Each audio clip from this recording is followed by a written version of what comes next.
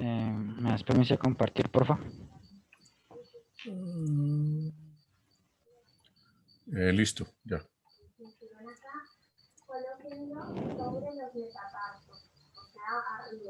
Pues básicamente, pues al principio intenté como simular la señal cuadrada como una función a trozos, pero luego me di cuenta que lo que estaba haciendo era como segmentos que no iban a quedar como tal una señal cuadrada.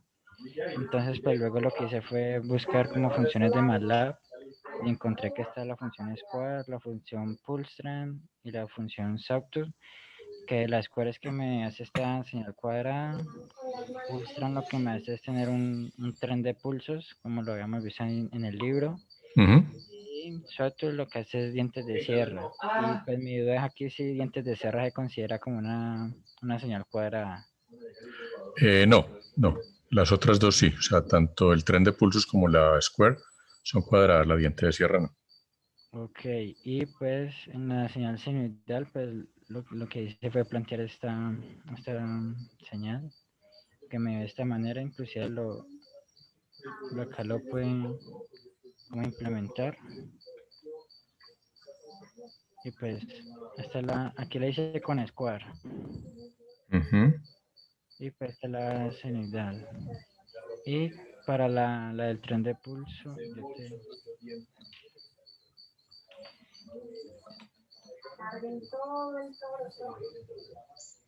Vamos a hacer lo siguiente. Apoyen las manos en el piso abiertas. Los dedos pueden quedar mirando hacia la cola o hacia afuera. Lo que vamos a hacer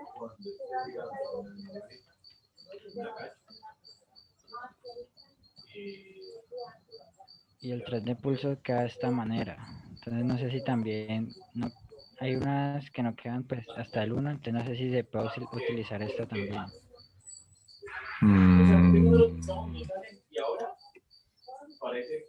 No, hay que mirar cómo generar el tren de pulsos para que quede realmente como una secuencia de pulsos iguales, porque ahí pareciera que está configurado como un tren de pulsos asociado a una modulación, a una PAM, me da la sensación. Sí, tengo que mirar más a fondo sobre esta función. Sí. Pues eso fue básicamente lo que tenía para el martes, no que por problemas de conexión no puedo estar en la clase, profe. Ok. Así es.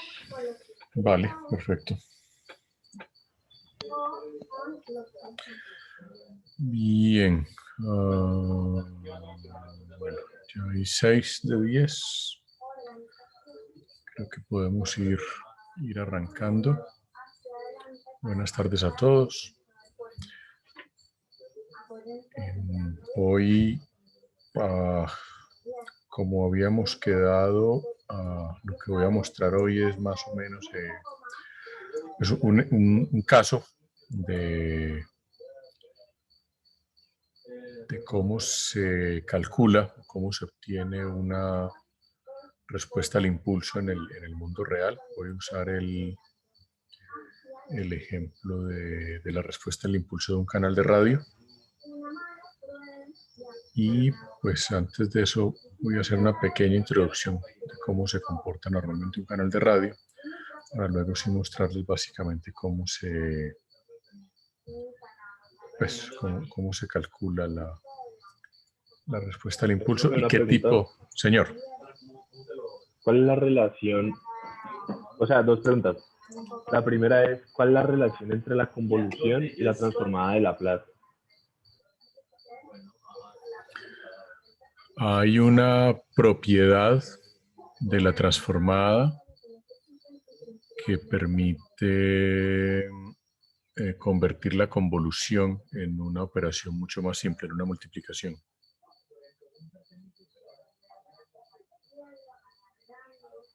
Ok. Pero una multiplicación como las que nos pusiste para el microproyecto, ¿sí? Sí, una multiplicación, es decir,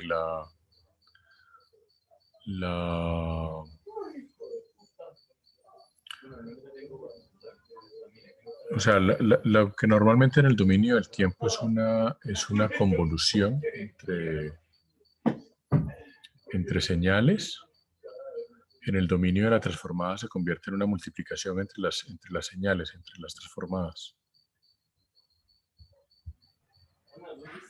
Entonces se vuelve mucho más simple. ¿Y cuál es la relación entre la operación de convolución y la respuesta al impulso de las señales?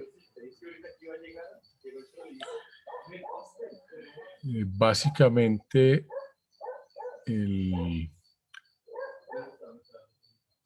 cuando se tiene la respuesta al impulso de un sistema lineal e invariante en el tiempo, la forma de obtener la respuesta de ese sistema a cualquier señal de entrada es a través de la convolución. Esa es la relación. Cuando se tiene la respuesta al impulso de un sistema lineal e invariante en el tiempo, la forma de obtener la señal de salida de ese sistema ante cualquier señal de entrada es a través de la convolución. Es decir, la señal de entrada se convoluciona con la respuesta al impulso y eso me permite obtener matemáticamente y analíticamente la respuesta de salida del sistema. O sea, lo importante allí es que son dos cosas. Uno, el tener la respuesta al impulso del sistema. Y dos, en que es la convolución, la operación que me permite saber cuál es la salida, la señal de salida de ese sistema ante cualquier señal de entrada. O sea, no importa qué señal de entrada tengamos, la convolución entre la señal de entrada y la respuesta al impulso me va a permitir obtener la señal de salida.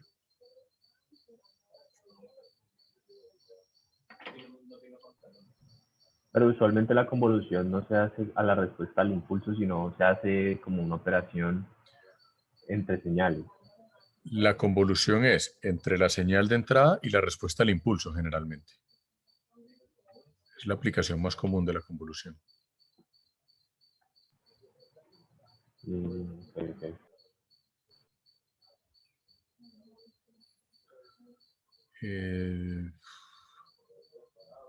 De pronto aquí lo vemos en la presentación con la respuesta al impulso del canal.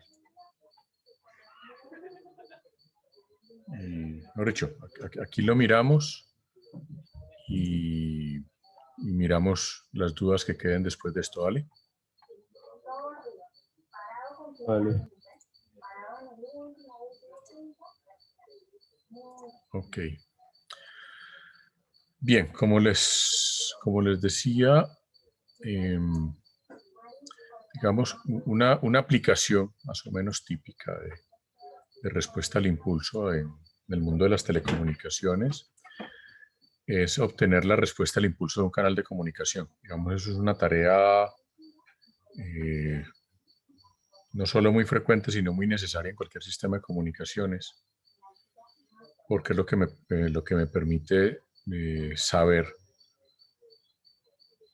cómo ese canal de comunicaciones afecta o altera las señales que le llegan. Y me permite entonces diseñar adecuadamente los receptores que necesito para decodificar una señal cualquiera. Eso se denomina respuesta impulsional del canal, o en inglés Channel Impulse Response. Hay muchos autores que utilizan la sigla CIR para hacer referencia a Channel Impulse Response.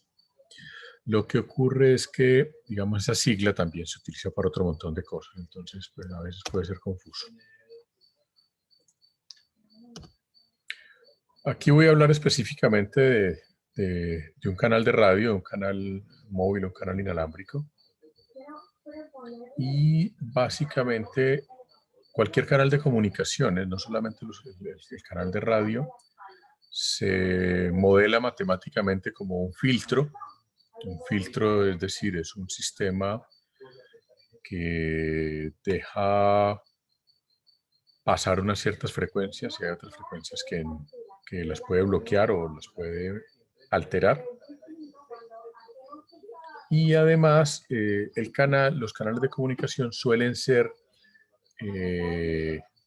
variables en el tiempo. Y aquí hay un detallito en el que no hemos entrado, que es con el comportamiento de los sistemas y las señales aleatorias. Pero ahora vamos a ver que esa variación temporal básicamente se modela de tal manera que el canal se pueda comportar como lineal e invariante en el tiempo.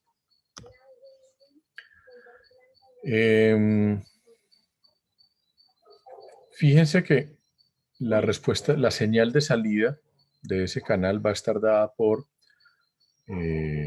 la señal de entrada, en este caso la señal que estoy transmitiendo en el sistema.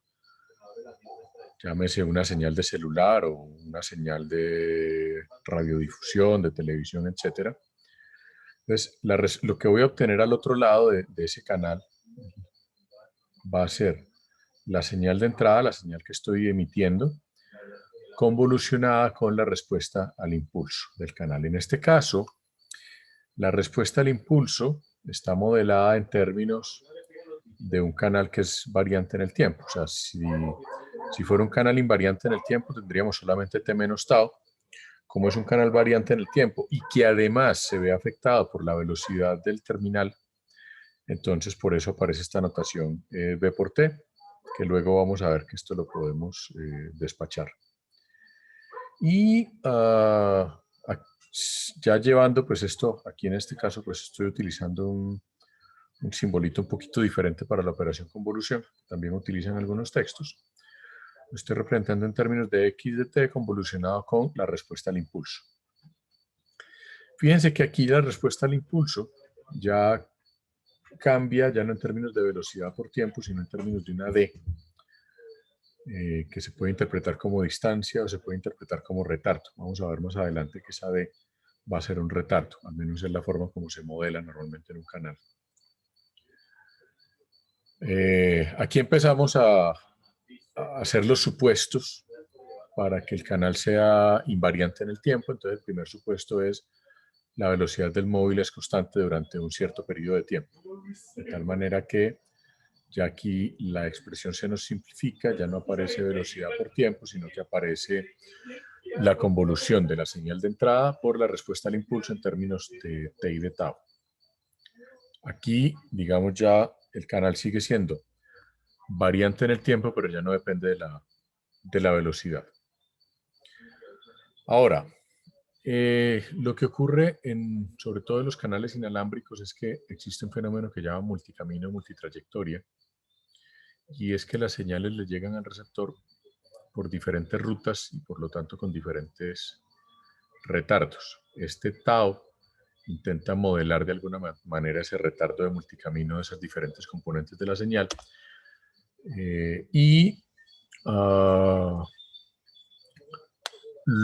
digamos, lo que se hace en la práctica es, aunque ese retardo es bastante aleatorio,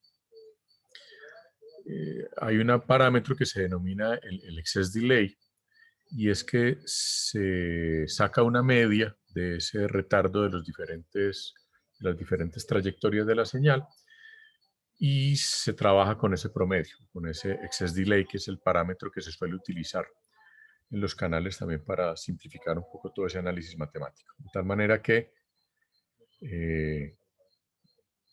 las diferentes señales que van a llegar al receptor van a tener un retardo de esta forma, en términos de tau sub i, que va a ser el excess delay o el retardo multicamino. Bueno, aquí se me corrió esta vaina. Tau sub 0 normalmente es igual a 0 y se dice que es la primera señal que va a llegar al receptor. Y el excess delay lo vamos a representar normalmente como un delta de tau.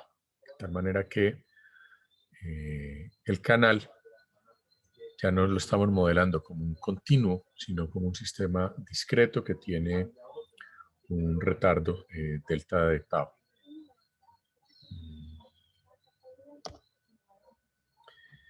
Y la respuesta al impulso entonces va a ser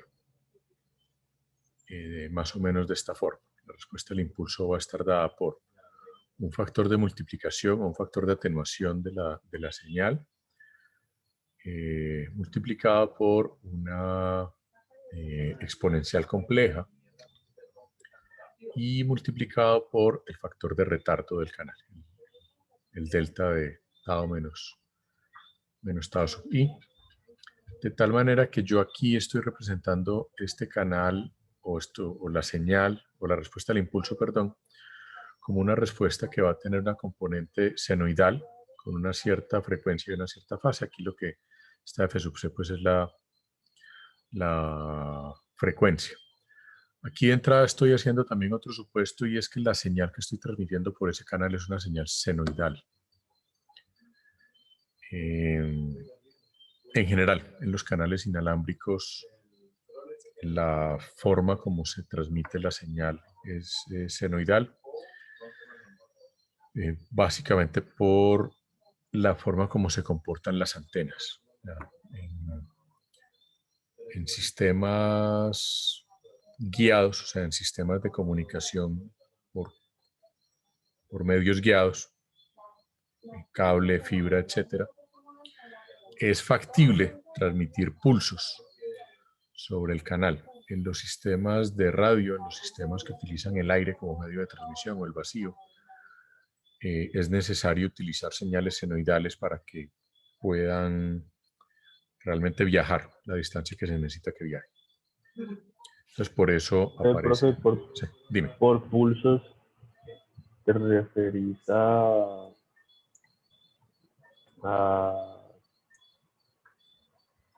como a señales del estilo escalón unitario o cuadradas, de ese Sí, estilo? del estilo cuadradas o secuencia de pulsos, que es básicamente una cuadradita que se envía una vez o se pueden enviar distintos pulsos. Acuérdense que una de las señales que vimos en su momento fue la función pulso o PDT, que si la revisan en el libro ahí está bien al principio del capítulo 2, si no estoy mal, retoman la señal del pulso.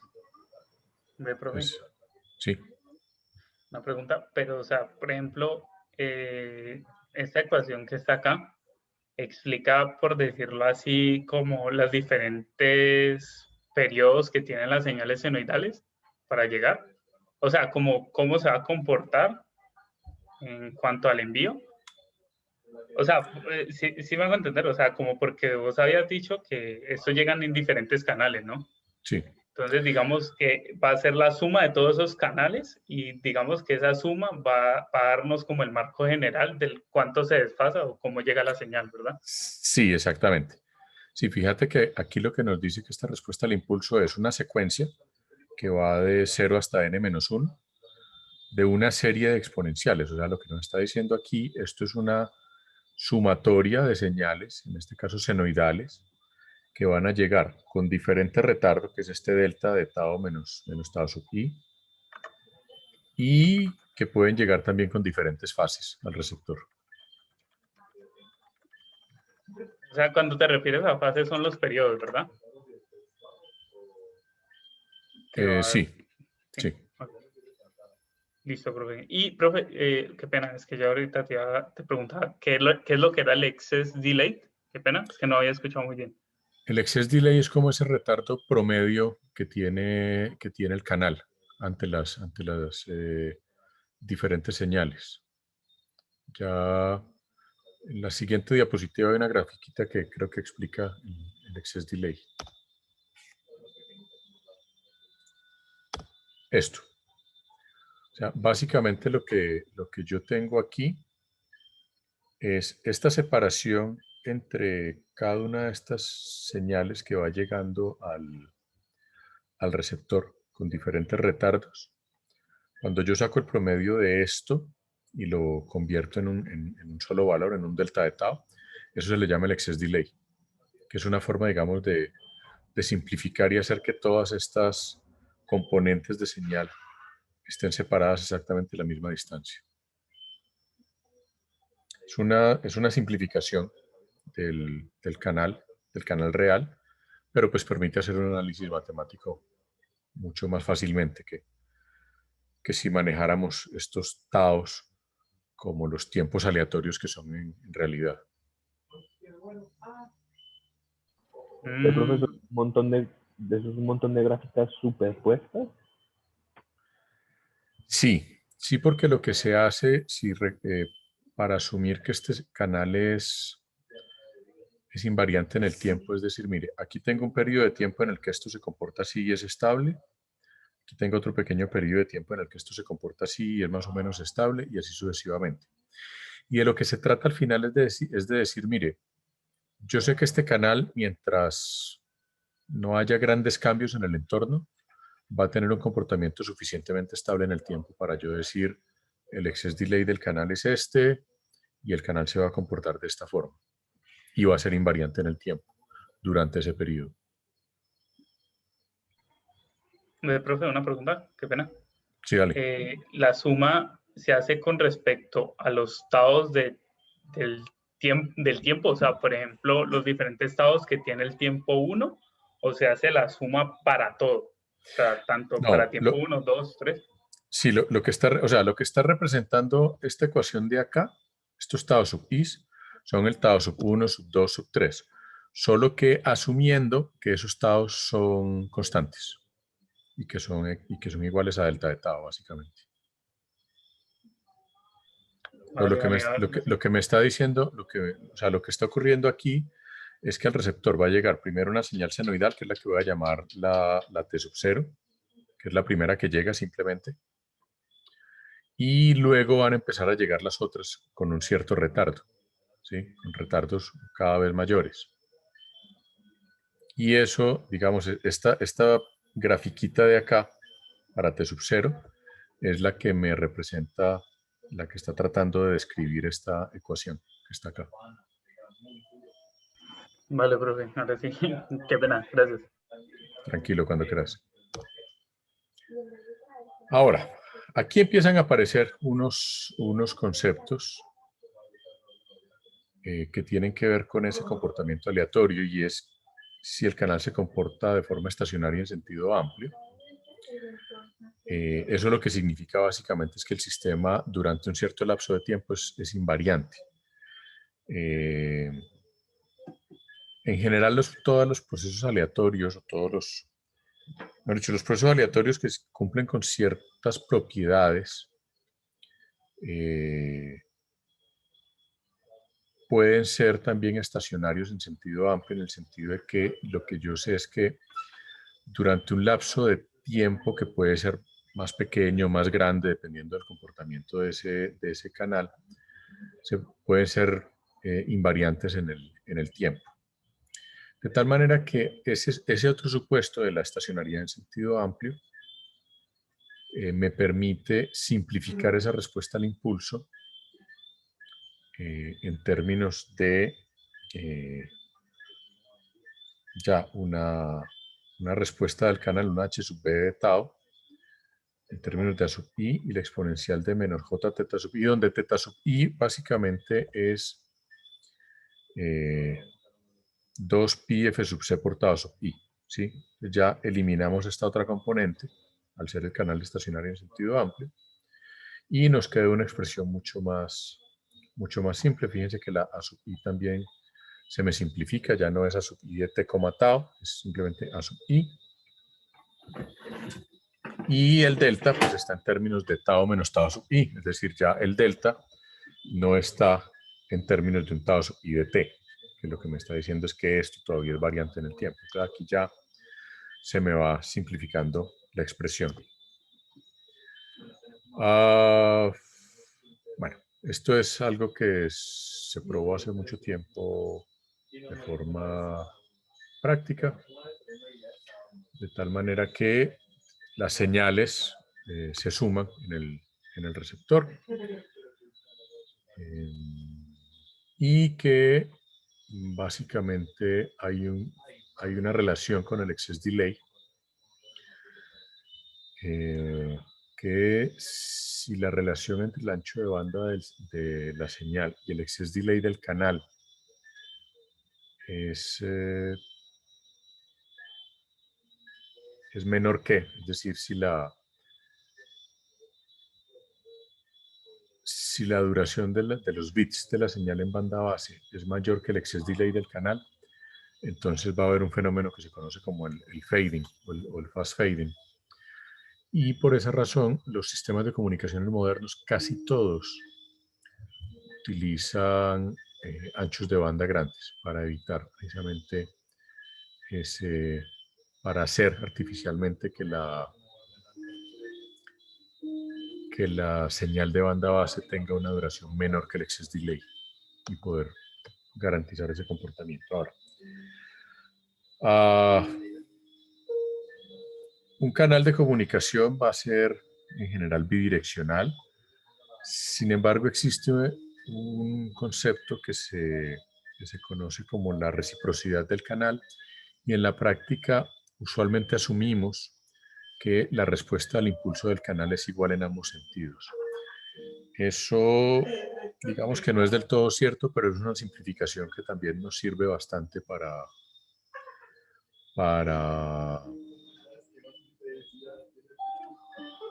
el análisis matemático. De tal manera que cuando yo tengo, vuelve y juega la respuesta al impulso del canal, y esto es simplemente una forma un poquito diferente de representar la ecuación de la diapositiva anterior, donde aquí en lugar del exponencial, pues simplifican todo en este gamma, que es igual a sub i por e a la j f sub 2pi f sub ct, etc. Esto nos lleva a una cosa que se llama el Power Delay Profile, que si se fijan es la media cuadrática de esa respuesta al impulso del canal, que es de alguna manera un parámetro estadístico que me dice a mí cómo se comporta ese canal en el tiempo. Entonces fíjense que ahí vamos teniendo dos cosas. Una es la respuesta, el excess delay, que me da la respuesta en el tiempo del canal o me da ese retardo, y a partir del excess delay puedo sacar el Power Delay Profile, que me dice cómo se comporta en términos de potencia esa respuesta al impulso. Entonces, bueno, aquí simplemente lo que quiero resaltar es que y ahorita vamos a este otro término, es que esa respuesta al impulso del canal la puedo convertir en una respuesta en frecuencia a través de la transformada de Fourier, de tal manera que la respuesta la puedo tener como respuesta en tiempo o como respuesta en frecuencia a través de la transformada de Fourier, y esa es básicamente una de las relaciones que tenemos. Aquí están incorporando otro par de cositas que simplemente las menciono, pero que normalmente no se tienen en cuenta. Esto es un trabajo muy particular de este ejemplo, y es esto que ven aquí dentro de la raíz cuadrada, es lo que corresponde a lo que se conoce como la propagación de la señal, o las pérdidas de propagación del canal. Fíjense que hasta ahora yo solamente había tenido en cuenta lo que era la respuesta al impulso peladita, con una A sub i.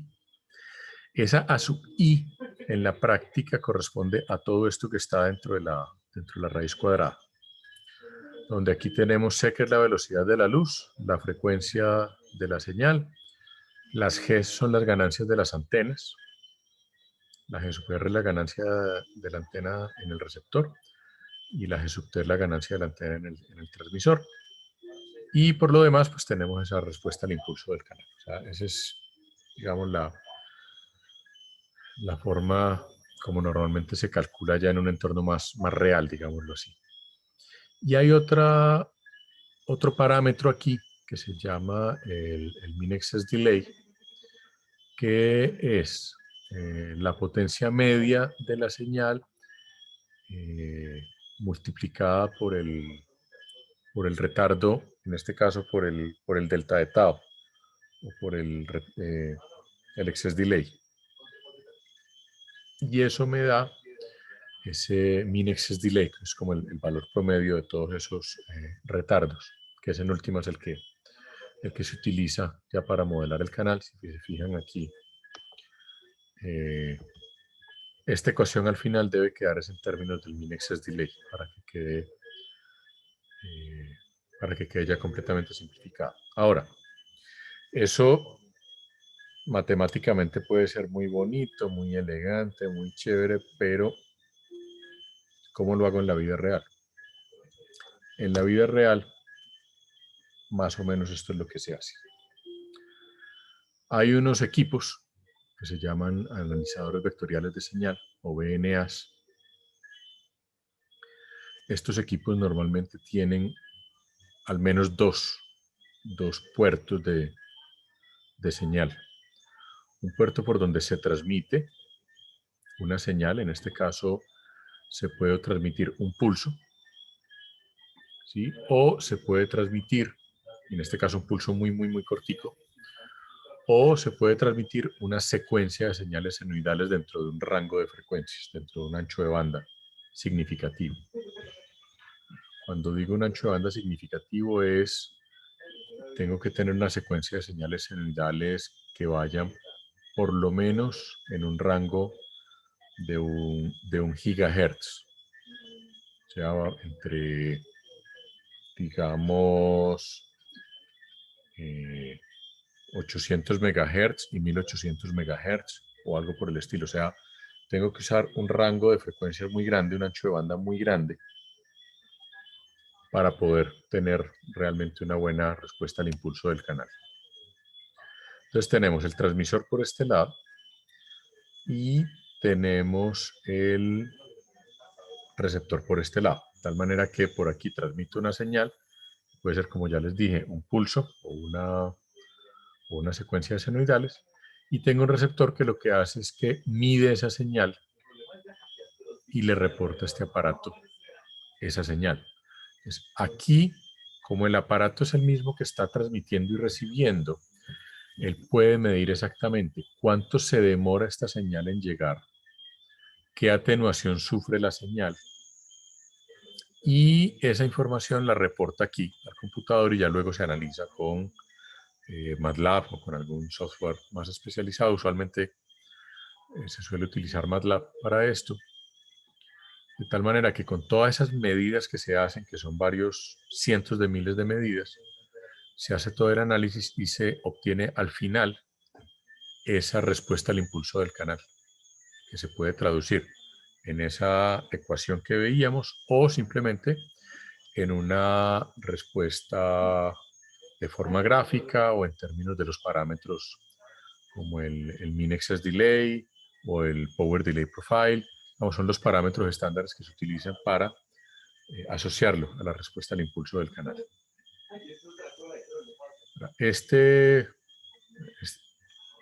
Esto que aquí es la foto de ese aparatico que veíamos en la diapositiva anterior. Este en particular pues tiene cuatro puertos, y el cacharrito pues me puede mostrar aquí en pantalla todos esos parámetros de los que estábamos hablando hace un ratico. Pero lo normal, como les digo, es que eso se transfiere al computador, aunque normalmente este aparato tiene también un disco duro donde guarda la información que luego uno transfiere al computador. Ve, profe, ¿y eso no se puede hacer con un osciloscopio de un generador de señales? No. ¿Por qué? Si tenés una base de tiempo externa, un reloj externo que lo sincronice, eventualmente se podría hacer. Si no, es bien complicado porque como lo que estás midiendo es el retardo de la señal. O sea, aquí estás midiendo, este receptor mide también cuánto se demora la señal en llegar desde el transmisor hasta el receptor. Una de las cosas que tiene un cacharro de estos es que tiene un reloj que sincroniza los dos puertos y te permite medir exactamente los tiempos. Para hacerlo con un generador de señal y un osciloscopio, podrías encontrar la respuesta en frecuencia, pero no podrías encontrar los retardos, a menos que tengas una fuente, una base de tiempo que permita sincronizar el generador de señal con el osciloscopio. Lo que nosotros sí podemos hacer con un generador de señal y un osciloscopio es medir la respuesta en frecuencia, pero solo respuesta en frecuencia. No nos da para medir ni el retardo, o sea, no nos da para medir la respuesta al impulso completo, solamente una partecita.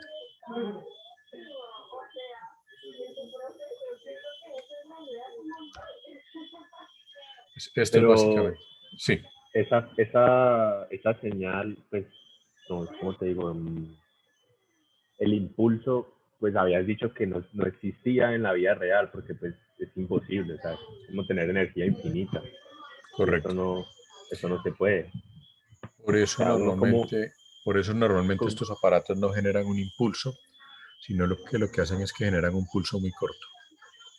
Entonces, un pulso muy corto lo que está tratando de emular es parcialmente un impulso. Está tratando de emular un ancho de banda suficientemente grande, pero no es capaz de, o sea, el impulso como se define teóricamente no es posible. Se aproxima a un pulso muy corto, de duración muy pequeña. vale, Son, digamos, son mecanismos aproximados para poder lograr tener lo que, o sea, matemáticamente es una cosa y en la vida real es otra cosa donde tenemos que buscar cómo aproximarnos a la vida real de alguna forma, con limitaciones. Ahora, si yo realmente pudiera generar un impulso, yo podría obtener la respuesta del canal en absolutamente en un rango infinito de frecuencias. En la práctica, yo sé que los canales suelen tener un comportamiento dentro de un cierto rango de frecuencias. Entonces, lo que se hace es buscar un pulso que me permita cubrir ese rango de frecuencias en el cual, pues más o menos es donde voy a estudiar el canal. Digamos, es la limitación real que tenemos para poder hacer el estudio. Por ejemplo, si fuéramos a utilizar el generador de señales y el osciloscopio para obtener solamente la respuesta en frecuencia y en amplitud de ese canal, que es lo que podríamos hacer con un osciloscopio y un generador de señal. Entonces, una de las cosas que tendríamos que tener es un generador de señal con un rango suficientemente amplio, porque si no, también voy a estar limitado. Entonces, necesito un generador de señal y un osciloscopio con un rango de frecuencia suficientemente amplio para el canal que voy a estudiar. Si quiero estudiar un canal, digamos, más limitado, como un canal telefónico, por ejemplo, un canal de un DSL, de un sistema DSL, una red telefónica, pues podría utilizar un generador de señal y un osciloscopio, pues no muy sofisticados, hasta 30, 40 MHz o algo por el estilo. Si ya quisiera analizar la respuesta en frecuencia o la respuesta al impulso de un cable UTP, un categoría 6, por ejemplo, entonces necesitaría un generador de señal que vaya por lo menos hasta 400 o 500 MHz. Si voy a mirar un cable coaxial, por ejemplo, los que utilizamos para el televisor de la casa, entonces ya necesitaría un generador de señal que vaya por ahí hasta unos 2 GHz. ¿Sí? Porque si no, pues realmente no voy a alcanzar a ver toda la respuesta del sistema. Voy a ver una partecita. Entonces, un poco en el mundo real, en la práctica, se necesitan instrumentos que me permitan pues acercarme más a lo que es la respuesta de ese sistema.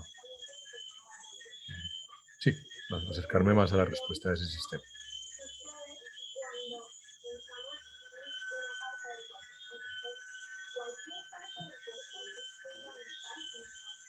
Bueno, ¿listo? ¿Dudas, preguntas?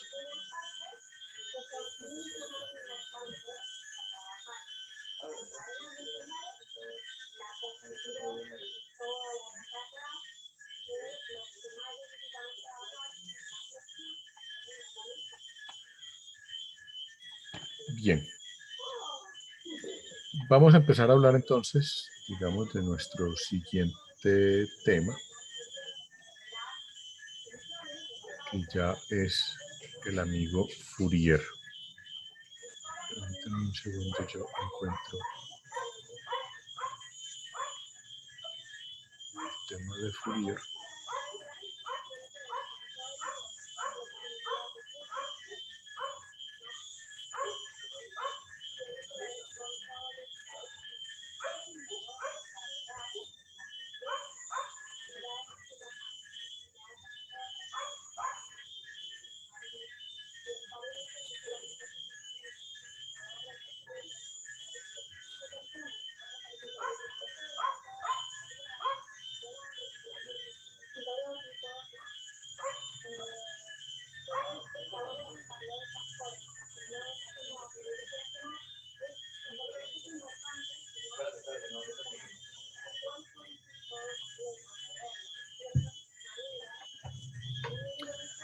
El tema de Fourier está en el capítulo 3 del libro.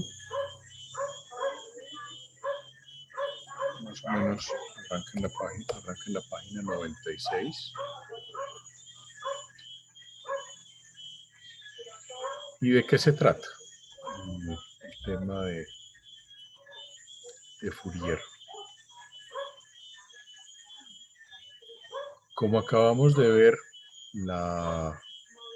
en el mundo real la mayoría de los sistemas tienen un comportamiento más asociado a la frecuencia y se comportan más como filtros, ¿sí? En un momento primero hablemos un poquito de los filtros, más bien. Permítanme un segundo, yo voy al tema de filtros, un segundito.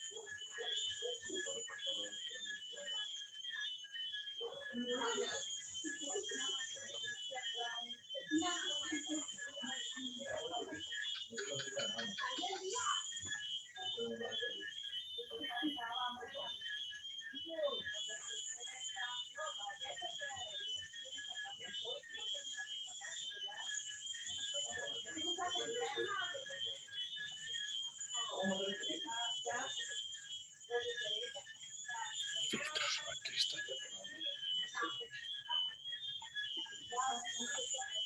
Hablemos brevemente de los filtros y volvemos al tema de transformada de Fourier. Aquí estamos, listo. Pum. Vale.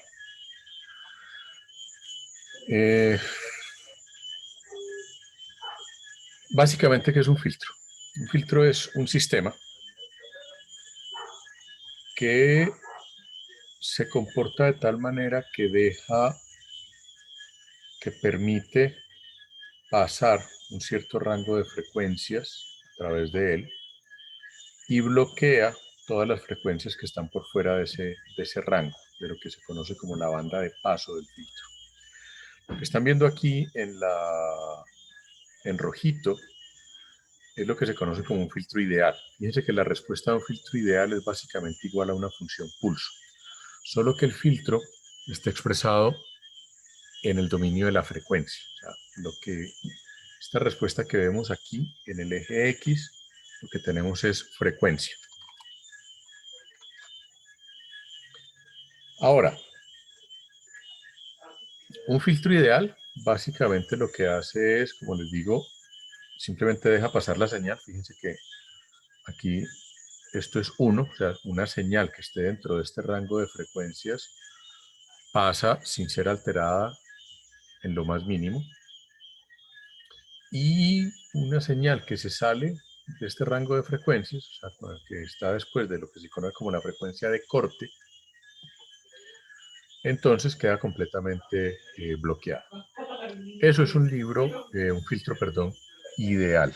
Ahora, los filtros reales, y entre los filtros reales están los circuitos RC, los circuitos RL, los circuitos RLC, etcétera, etcétera.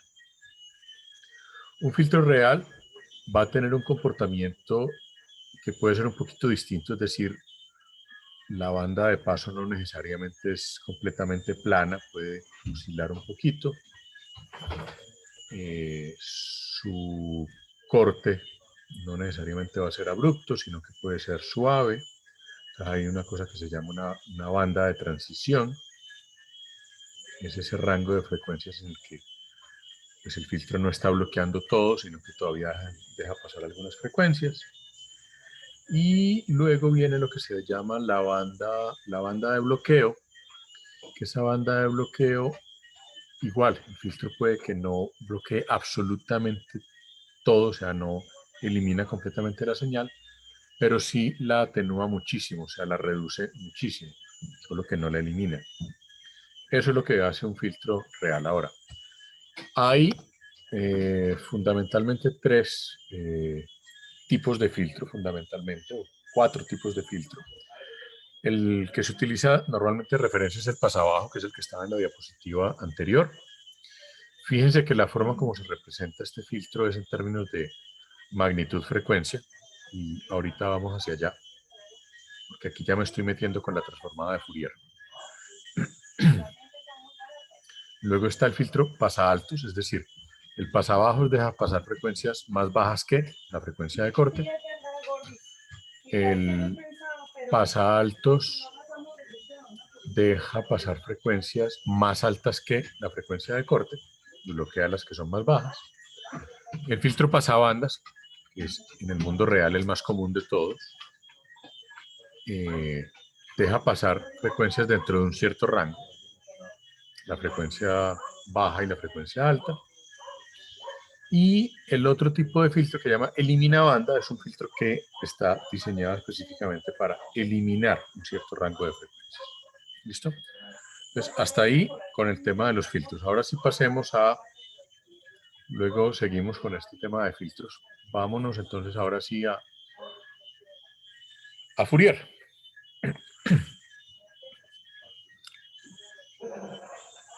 Cuando hablamos de Fourier, estamos hablando de representación de señales en términos de componentes de frecuencia.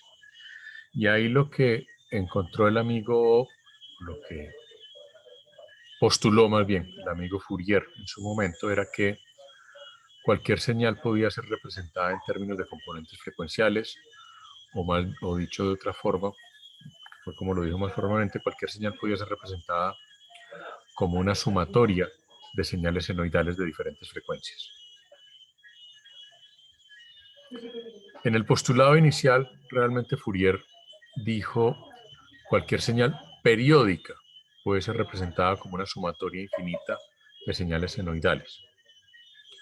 Luego eso se extendió a cualquier señal se puede representar como una sumatoria de señales senoidales.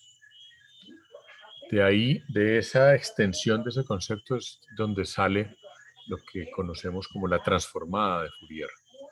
La transformada de Fourier fundamentalmente lo que hace es que toma una señal cualquiera en el dominio del tiempo y me la muestra en el dominio de la frecuencia. O sea, le hace una transformación para que yo pueda ver esa señal en el dominio de la frecuencia. Eso es básicamente la transformada de Fourier. O sea, la transformada de Fourier no me cambia la señal, no me la transforma en otra cosa, simplemente transforma el dominio sobre el cual yo estoy representando esa señal y la representa en términos de frecuencia. ¿Sí? Por eso los filtros que veíamos ahora se representan en frecuencia, es decir, esos filtros ya están mostrados en términos de su transformada de Fourier. Y lo importante acá es que vamos a empezar a representar tanto las señales como los sistemas en términos de la transformada de Fourier, y eso se conoce como el espectro. Entonces, esas grafiquitas que veíamos aquí haciendo referencia a los filtros, esto se conoce como el el espectro, en este caso se conoce como el espectro en magnitud del filtro, que me muestra, en este caso, la respuesta de este filtro, la respuesta al impulso del filtro, en términos de amplitud y en términos de frecuencia. Y es la forma más común de representar la respuesta de los sistemas, al menos en el mundo de las telecomunicaciones. Aquí, en el libro, pues muestran ya la parte formal de cómo se hace el manejo de la suma de sinusoides, cómo representan estas señales. Fíjense que aquí va mostrando cómo se comporta este script en términos de diferentes señales de Fourier, tanto en el tiempo continuo como en el tiempo discreto. Lo que hay que decir profe, es que, señor, la transformada de Fourier que decías que es para el cambio de dominio, sirve para pasar de tiempo a frecuencia. a frecuencia y al revés, Sí, de frecuencia a tiempo, ¿sí? sí, que es la transformada inversa. O sea, Bien. la transformada de Fourier me permite ir de tiempo a frecuencia, la transformada inversa me permite ir de frecuencia a tiempo. Ahora, en la práctica, digamos, esta familia de Fourier, y por eso un detalle aquí es que si se fijan, el título del capítulo del libro no es transformada de Fourier, sino series y transformada de Fourier. Es porque normalmente está, por un lado, lo que es la serie de Fourier, que es una sumatoria, que se representa de esta forma. Esta es la forma general de la serie de Fourier, donde básicamente cualquier señal periódica la puedo representar como una sumatoria de componentes senoidales, en este caso funciones coseno y funciones seno, más este componente sub cero, que es un componente bien importante que se conoce como el componente corriente directa. Esto es la frecuencia cero de la señal. Entonces, cualquier señal periódica la puedo representar de esta forma. Fíjense que el caso trivial o el caso simple es la función seno. Es una función periódica, que es ella misma, seno. Es una sola. Pero cualquier otra señal periódica entonces la puedo representar como una sumatoria infinita. Hay unos scripts allí que les recomiendo que les peguen los ensayen. Si quieren los volvemos a repasar con calma el martes, pero para que ustedes vayan explorando eso. Que me permite ver diferentes señales: cuadrada, triangular, diente de sierra, una señal senoidal rectificada, etcétera, etcétera, en términos de la serie de Fourier. De la serie de Fourier, digamos, lo que diferencia una señal de otra son los coeficientes. Estos coeficientes a sub k, b sub k, que se calculan resolviendo estas integrales. Entonces, para cada señal en el dominio del tiempo toca resolver la integral y encontrar los coeficientes. En la práctica, estos coeficientes de las señales más comunes están en los libros. Aquí en este libro hay varios ejemplos. En el apéndice, los apéndices del libro están casi todas las que nosotros utilizamos comúnmente: la triangular, la cuadrada. Igual si ustedes buscan en internet también van a encontrar los dichosos coeficientes. Y los coeficientes lo que me dan es cuál es el factor que multiplica acá. Dependiendo del tipo de señal, a veces no tenemos seno y coseno, a veces solamente tenemos uno de los dos. Hay algunas señales donde solamente aparecen cosenos, otras señales donde solo aparecen senos y señales donde aparecen los dos combinados de cierta forma.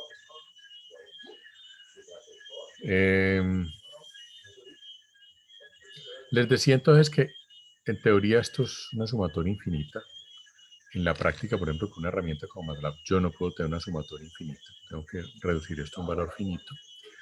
Y ahí se va a presentar una cosa que se conoce como el fenómeno de Gibbs. Está un poquito más adelante. Bueno, dice que aquí hay varios ejemplos de cómo calcular los coeficientes de Fourier. Luego está el tema de la simetría, que me permite simplificar el cálculo de los coeficientes.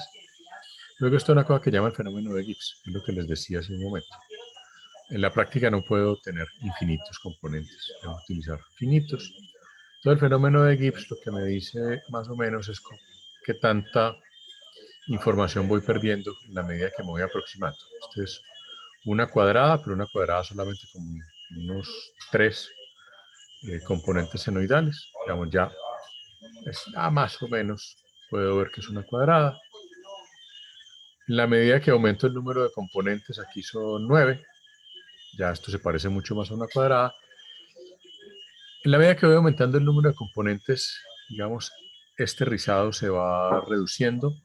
Va a llegar un momento como con 50, 100 componentes, algo así, que esto va a ser bastante planito, pero voy a tener estos bordes. Y eso es una conclusión bien importante, y es que usualmente los bordes de las señales, los cambios bruscos de las señales me van a representar componentes de alta frecuencia. Es decir, fíjense que los componentes de baja frecuencia de la señal son los primeros que puedo representar. O sea, aquí con solamente n igual 3 componentes de señal, ya tengo la frecuencia fundamental de la cuadrada. O sea, digamos, la información básica de esa cuadrada ya la tengo. Lo más difícil de representar son los bordes, los cambios bruscos de la señal. Van a ver en la triangular que ocurre lo mismo en el punto, en el pico de la señal triangular, y así sucesivamente. Eso es una norma general cuando trabajamos en el dominio de la frecuencia, y cuando vamos a representar cualquier cosa que queramos representar en el dominio de la transformada de Fourier. Tengan presente eso, los cambios bruscos de cualquier cosa son componentes de alta frecuencia. En una señal normalita muy plana, de pronto hay un cambio brusco, un transitorio, eso va a ser un componente de alta frecuencia.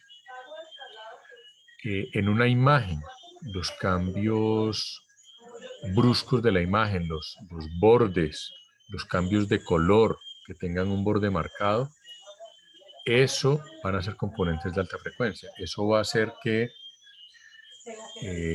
por ejemplo, la compresión de imágenes, es el mayor reto en la compresión de imágenes es precisamente esos componentes de alta frecuencia, porque son los que me van a llevar más complejidad y los que me van a hacer que una imagen ocupe más espacio en almacenamiento o que ocupe más capacidad cuando estoy transmitiendo imágenes a través de un canal de comunicación. Aquí ya tenemos 21 componentes, lo que les decía, fíjense que esto se va aplanando cada vez más, pero sigue apareciendo el borde. Aquí esto es 45 y así sucesivamente. O sea, aquí van viendo cómo es esta cosa.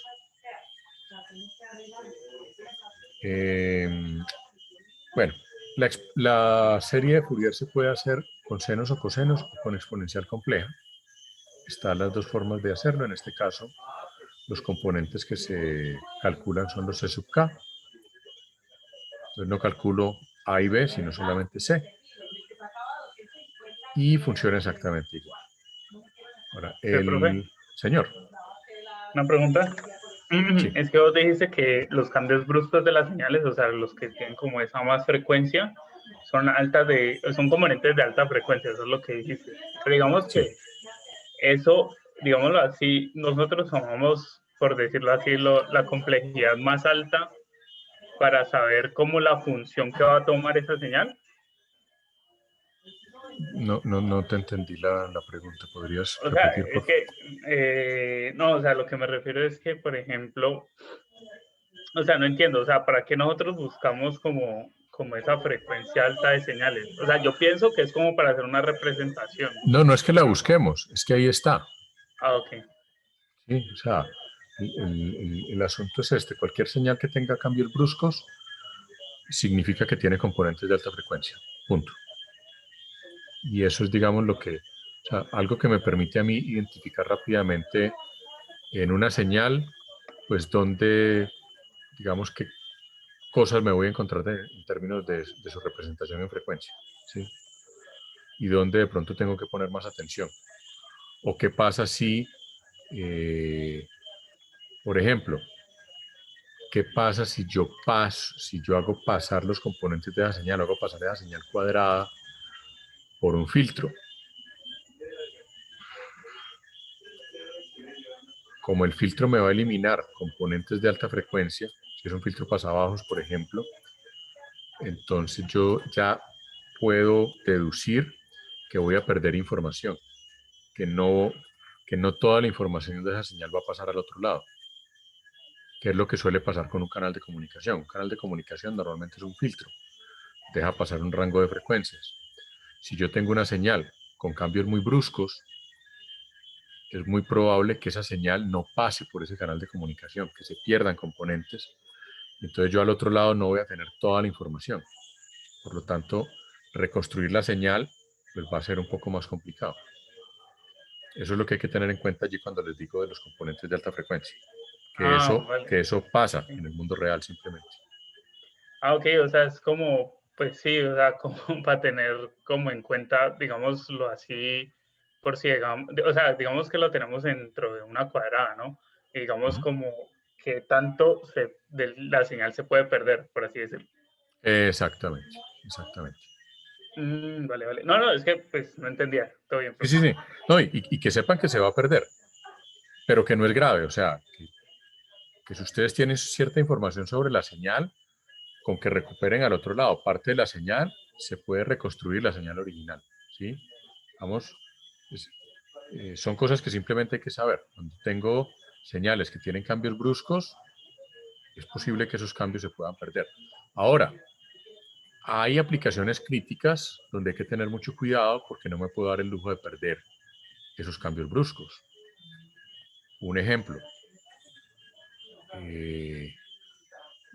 de telemedicina. Si yo estoy haciéndole una electrocardiografía a un paciente, el paciente está en algún lugar remoto y yo estoy leyendo el electrocardiograma aquí en Cali, ahí tengo que tener mucho cuidado con los componentes de alta frecuencia, porque es que, digamos, cualquier cambio brusco en el electrocardiograma va a significar posiblemente algo que haya que diagnosticarle a esa persona. Si yo alegremente filtro la señal y elimino esos cambios bruscos porque tengo poco ancho de banda, entonces para poder transmitirla rápido a Cali, simplemente quitemos todas esas componentes de alta frecuencia, pues ahí la estoy embarrando. ¿Ya? Entonces, el tema es ese, simplemente hay que tener cuidado o hay que saber identificar las señales cuando tienen componentes de alta frecuencia y saber en qué momento, si se filtra esa vaina, no pasa nada, no me va a afectar para nada la información que yo recibo al otro lado. Y hay momentos o hay aplicaciones en las cuales es crítico poder mantener esos componentes de alta frecuencia y que no se pierdan en el camino. Profe, ¿por qué un electrocardiograma se daría de esa forma que dijiste? Porque, o sea, se supone que si pues, si a uno le van a hacer el electrocardiograma, uno le pone los electrodos en el cuerpo y la máquina ya llega y transforma pues las señales del corazón en el papel, ¿no? Y luego ya uno el papel lo puede mandar a un médico para que determine, pues, interprete más bien el electrocardiograma. Sí, pero en algunos casos no hay tiempo de mandar el papel, toca mandar la información del electrocardiograma en forma digital. O sea, en tiempo real. En tiempo real, claro. Por ejemplo, tenés un paciente en Tumaco que tiene síntomas de infarto y no tenés un cardiólogo en Tumaco que mire ese electrocardiograma. No puedes esperar 1 o 2 días a que ese electrocardiograma llegue a donde un cardiólogo, tenés que hacerlo en tiempo real.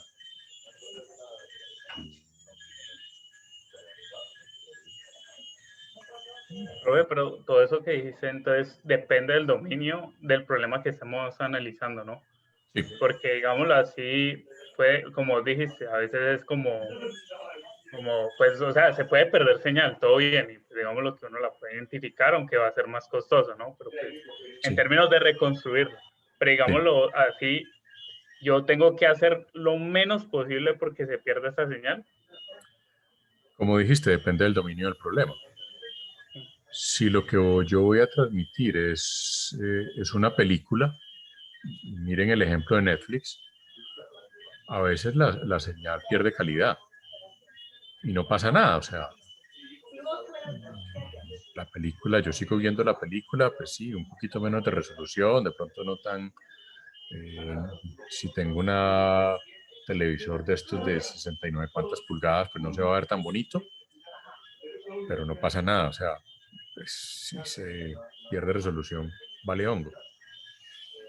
Pero si lo que estoy transmitiendo es un electrocardiograma o es una señal, una tomografía del cerebro de un paciente, entonces ahí no me puedo dar el lujo de que la señal, de que la imagen pierda resolución, por ejemplo. Entonces, hay dominios de problema donde yo puedo sacrificar esas componentes de alta frecuencia sin que pase absolutamente nada. Hay dominios del problema donde tengo que tratar de garantizar que la señal se transmita y que llegue al otro lado lo más completa posible, incluyendo los componentes de alta frecuencia. Profe, otra pregunta. Sí. Porque ahorita que decías que cuando hay una señal cuadrada se le aplicaba, pues pasaba por un filtro pasabajas, porque ¿por qué no pasaría la señal? O sea, ¿por qué se tiende a perder parte de la información de la señal por ese filtro? Sí, usualmente las señales las señales cuadradas pues son de baja frecuencia. ¿Por qué? Por esto. O sea, vos estás No, pero pasando. pues ahí ya, no, pues ahí ya eso no es, pues, o sea, tiene como Pero es que esto es el equivalente a pasar una señal cuadrada por un filtro pasabajas con una frecuencia de corte muy bajita, con una frecuencia de no, pues corte que es que, 3 veces la frecuencia fundamental de la cuadrada. pero o sea, esa señal que estás mostrando, uno sí diría que es cuadrada, porque no sé, esas onditas en las crestas, pues ya no son como tan cuadradas. Sí, es que ahí está el detalle precisamente. Y uno de los detalles de los sistemas de comunicaciones, sobre todo de los sistemas de comunicaciones digitales, está asociado a algo que se conoce como la información mutua del canal, o la entropía. Y es, ustedes, o sea, ustedes, ¿por qué entienden lo que yo les estoy diciendo? Porque saben español, ¿sí? Si la calidad del canal por el que estamos utilizando en este momento fuera muy, muy mala y mi voz empezara a distorsionar, llegaría un momento en que ustedes no entenderían ni pío, ¿sí? El tema allí con la información mutua y con la entropía del canal tiene que ver con que cuando yo estoy recibiendo una señal que me están enviando de otro lado, para yo realmente poder saber qué es lo que estoy recibiendo y poder decodificarlo, tengo que tener una cierta información de qué es lo que me están enviando. En este caso, ustedes saben que lo que yo les estoy enviando es una voz hablada en español. Si yo empezara a hablar ahora en suajili, pues ustedes se perderían completamente y ni siquiera sabrían si están recibiendo o no están recibiendo la señal. O sea, no sabrían si es que yo estoy hablando en suajili o es que su internet se deschavetó completamente.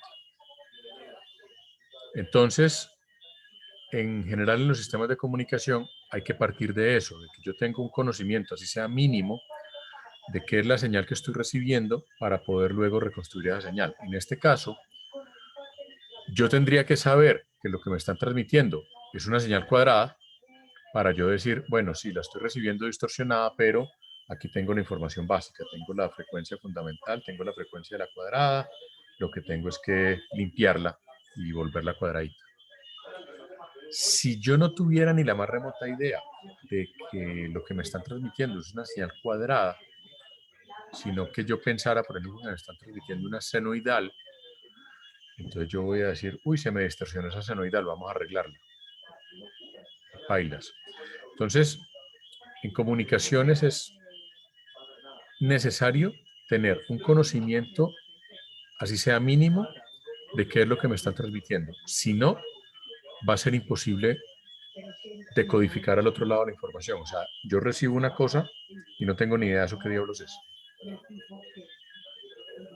¿Sí? Por eso yo aquí puedo decir que esto es una cuadrada, porque yo de antemano sé que es una cuadrada. Si yo no tuviera ni idea que esto es una cuadrada, no podría decir que esto es una cuadrada. Al menos no lo podría afirmar categóricamente. Podría decir, bueno, esto se parece bastante más a una cuadrada, asumamos que es una cuadrada. Y así funcionan los sistemas de comunicación en la vida real, al menos los sistemas digitales, los decodificadores de voz y los decodificadores de video funcionan de esa forma. Ellos decodifican la información, a veces con información parcial. Solo que pues, el decodificador ya sabe que pues, lo que se está enviando son cosas que corresponden a un cierto idioma o sea, hay unas características mínimas que se conocen.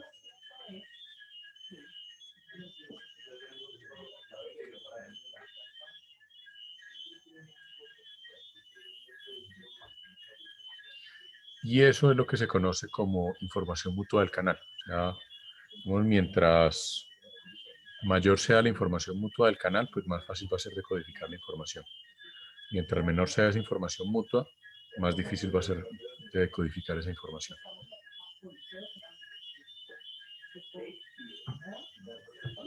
Eso es algo que ustedes seguramente van a ver con mucho más detalle en el curso de comunicaciones digitales,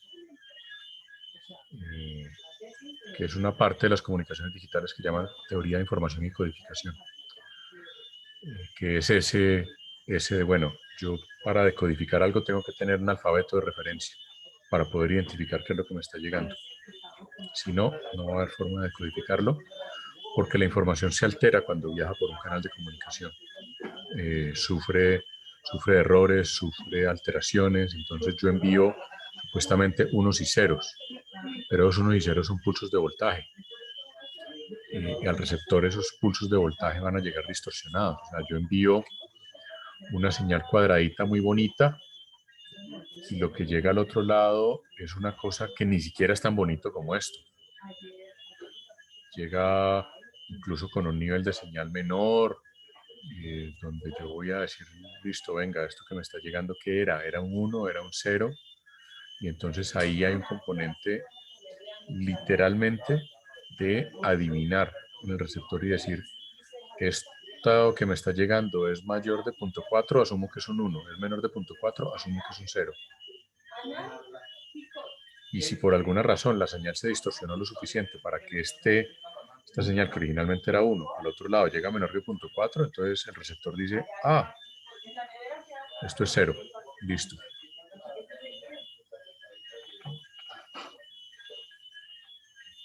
Y eso está asociado a ese tema de la respuesta en frecuencia de los canales de comunicación. Bueno, siguiendo con este concepto de la serie de Fourier, cuando yo represento gráficamente esta serie de Fourier, estos componentes exponenciales o senoidales, yo voy a encontrar una cosa que se conoce como el espectro de la señal. En el caso de la serie de Fourier, el espectro de la señal es discreto, porque fíjense que yo tengo señales senoidales que son múltiplos enteros de la frecuencia original de la señal. Entonces voy a tener un espectro discreto. Eso es una cosa curiosa. Una señal continua, periódica, tiene una representación en frecuencia que es discreta. Y el espectro de la señal tiene dos componentes. Tiene un componente de amplitud y un componente de fase. ¿Por qué? Porque si se fijan, cuando yo calculo los coeficientes de Fourier, esos coeficientes de Fourier son... Yo me vuelvo acá. El cálculo de los coeficientes.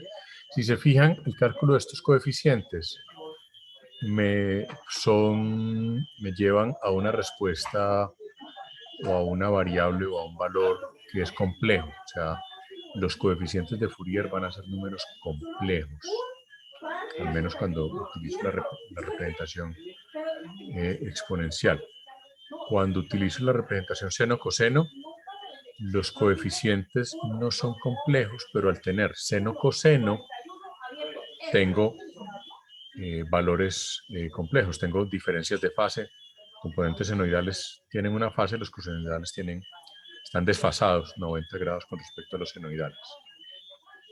Entonces, eso que se conoce como el espectro de frecuencias va a tener una componente de amplitud, que es la raíz cuadrada de la componente real más la componente imaginaria al cuadrado, y va a haber una componente de fase que pues, se calcula como se calcula la fase de un número complejo, la tangente inversa. Entonces, y esto lo vamos a ver igual en la transformada de Fourier. La diferencia es que aquí este espectro es discreto y en la transformada de Fourier el espectro ya va a ser continuo. Voy a saltar de una vez a la transformada de Fourier, simplemente para decir y para mostrar que la transformada de Fourier es la versión continua de la serie de Fourier. Es decir, para la transformada de Fourier, el primer supuesto que se tiene es la señal no es periódica. Para que la transformada de Fourier exista, la señal tiene que ser no periódica, tiene que ser aperiódica. Después, si quieren, hacemos una demostración muy elegante de cómo se llega de la serie a la transformada, o si quieren la revisan en el libro. Esta ecuación que está aquí es lo que se conoce como la transformada de Fourier, y es la representación en frecuencia de una señal en el dominio del tiempo. O sea, estoy transformando del dominio del tiempo al dominio de la frecuencia. Fíjense que en este caso la transformada de Fourier ya va a ser continua, no discreta como la serie de Fourier, y entonces la operación va a ser una integral. Y lo que se conoce como la transformada inversa de Fourier es cuando yo me voy a devolver si es que la encuentro por aquí, pero básicamente la transformada inversa de Fourier es cuando me devuelvo del dominio de la frecuencia al dominio del tiempo. Lo que vamos a ver después es una serie de propiedades de la transformada de Fourier que ya lo veremos con calma, que son los que nos van a servir para poder calcular transformada de Fourier sin necesidad de hacer todas estas vainas y estas integrales. Algo que les quiero decir de una vez, perdón que se me devolví demasiado, es que para ustedes calcular la transformada de Fourier de cualquier señal, en la mayoría de los casos, yo diría un 95% de los casos, no van a necesitar resolver ninguna integral. Basta con utilizar tablas de transformadas que están en los libros y las propiedades de la transformada. Entonces, lo que vamos a ver la próxima clase van a ser las propiedades de la transformada. Vamos a ver algunos ejemplos con tablas de transformada para ver cómo se aplica la transformada de Fourier, y vamos a ver una extensión de la transformada de Fourier, que es cómo se hace la transformada de Fourier para señales periódicas. Aquí hay una aparente contradicción, porque les acabo de decir, para que la transformada de Fourier exista, la señal no puede ser periódica, tiene que ser aperiódica.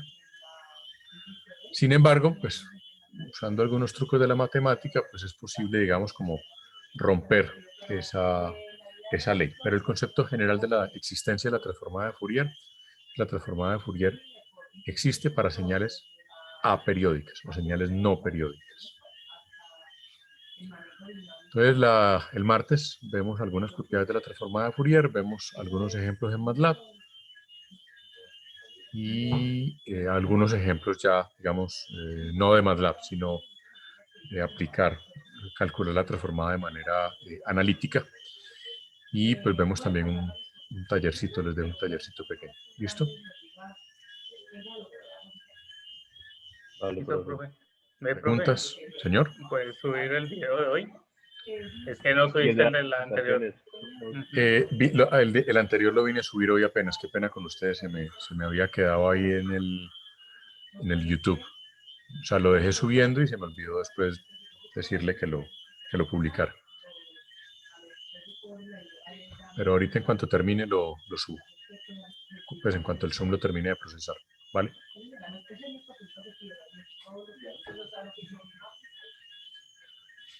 Listo, por mi parte es todo. Si no es... Revisen por favor entonces este capítulo 3, échenle una ojeada para que el martes podamos resolver todas las dudas que puedan. Yo creería que ya con los ejemplos y con las propiedades pueden empezar a aparecer más inquietudes. Entonces, eso es todo por mi parte. Que tengan un buen fin de semana. Gonzalo tiene la mano Profe, levantada. Sí, señor, Profe, tengo una pregunta sobre el mini proyecto. contámelo.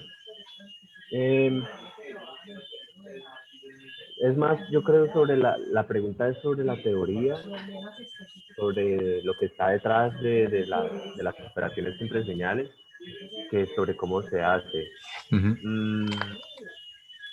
Por ejemplo, para hacer la multiplicación entre señales, pues lo que yo vi que hace mucha gente como en YouTube y así en tutoriales, lo que hacían era hacer la multiplicación de elemento por elemento, pero es coger cada señal y meterle los mismos valores del tiempo y luego esos valores, hacerles como un producto punto a cada parte del rango dado un tiempo específico a las dos señales y luego se multiplican y luego ese es el resultado de la multiplicación de las señales. Pero realmente a mí la duda que me entra es, ¿no hay alguna forma de hacer una multiplicación entre señales sin hacer eso? O sea, que yo diga, bueno, tengo estas dos señales que se caracterizan con esta amplitud, con esta frecuencia, tienen esta fase. Bueno, y ahora quiero sacar una forma general, por así decirlo, que describa esta señal, en vez de hacer eso. Lo que pasa es que en MATLAB esa es la forma de hacerlo, o sea, por la manera como está diseñado MATLAB, pues hay que hacer el producto elemento a elemento, y digamos que una de las cosas que hay que garantizar es que las dos señales tengan exactamente la misma longitud. Ahora,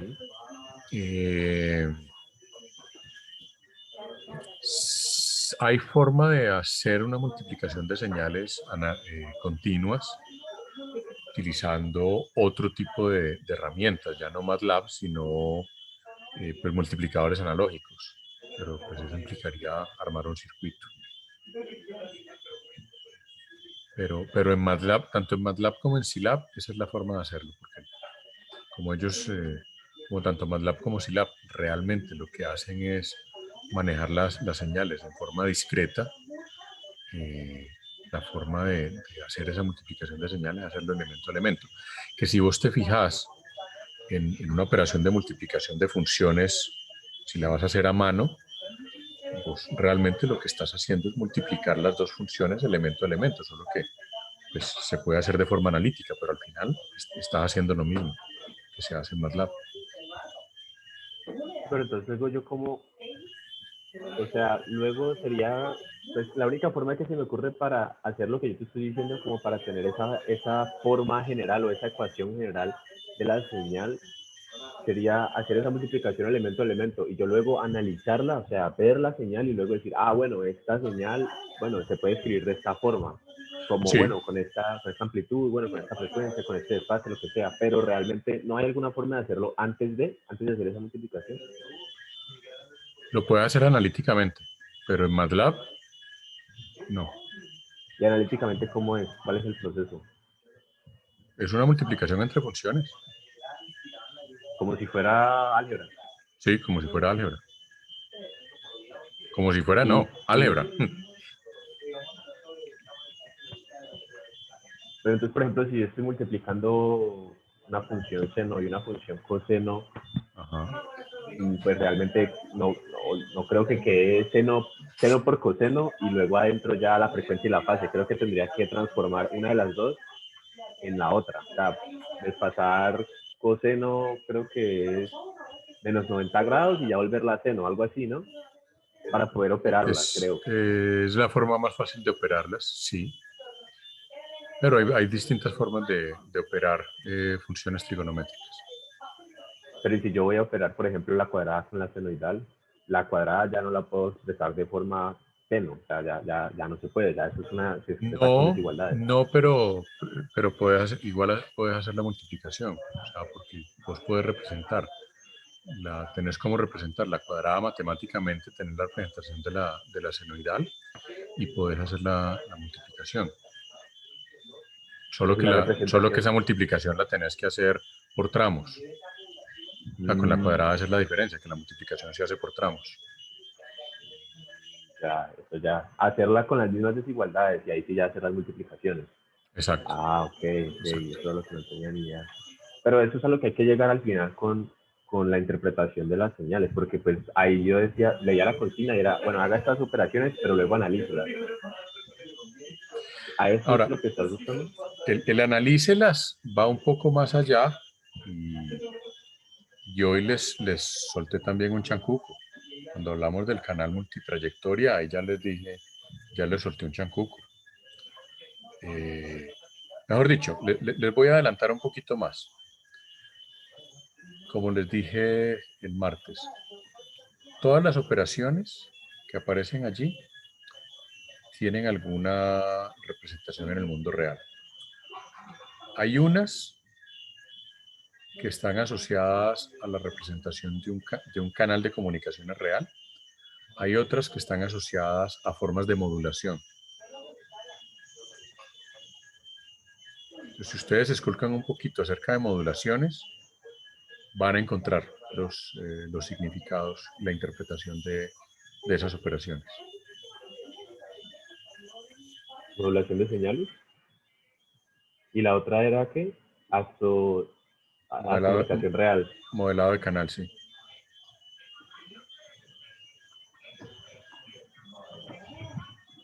Ok. Bien, a eso es lo que hay que llegar con el análisis. Bien. Bueno, gracias. Por eso también lo que les decía el martes a algunos, que era que trataran sobre todo de que la senoidal tuviera una frecuencia bastante más alta que la cuadrada. Que intentaran mirar qué pasaba cuando no era una cuadrada, sino una secuencia de pulsos. Que una secuencia de pulsos es básicamente una cuadrada, solo que no es positiva negativa, sino positiva cero.